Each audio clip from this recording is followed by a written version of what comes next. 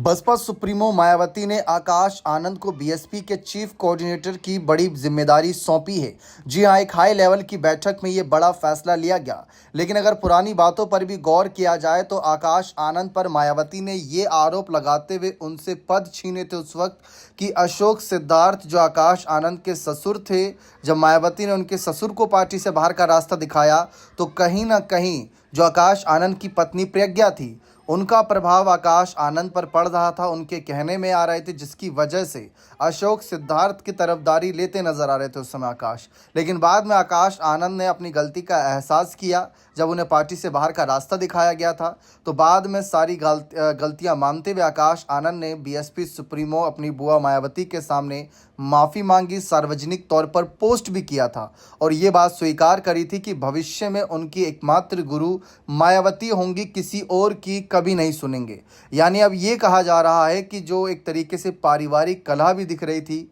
Party के अंदर, जिसकी वजह से आकाश आनंद को मायावती ने पार्टी से बाहर का रास्ता दिखाया था और ये तक कह दिया था, कहीं ना कहीं आकाश आनंद के राजनीतिक करियर को बर्बाद करने में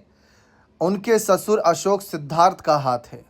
अब अशोक सिद्धार्थ का अगला कदम क्या होगा क्या नहीं, ये चर्चा है, क्योंकि ऐसा एक समय पर लग रहा था कि जब अशोक सिद्धार्थ को पार्टी से बाहर का रास्ता दिखाया, फिर आकाश आनंद को कुछ दिनों बाद पार्टी से बाहर का रास्ता दिखाया था बसपा सुप्रीमो ने, तो कहीं आकाश और अशोक सिद्धार्थ मिलकर नई पार्टी ना बना लें। लेकिन फिर बाद में आकाश आनंद ने अपनी गलतियों का एहसास करते हुए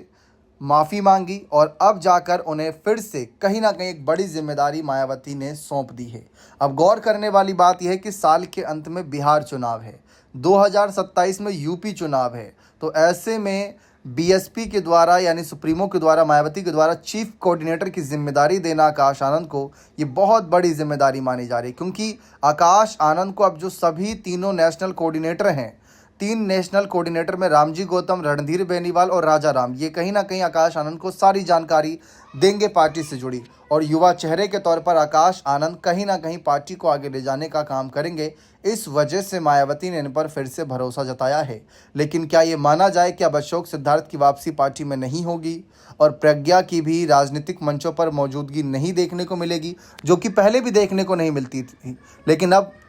जब बीच में मायावती ने प्रज्ञा का भी जिक्र किया था तो राजनीतिक तौर पर भी उनकी चर्चा हुई थी। अब फिलहाल आकाश आनंद एकमात्र मायावती को ही अपना राजनीतिक गुरु मानकर बहुजन समाज के आंदोलन को आगे बढ़ाने का फैसला किए हैं। बने रहें चैनल के साथ, बहुत बहुत शुक्रिया।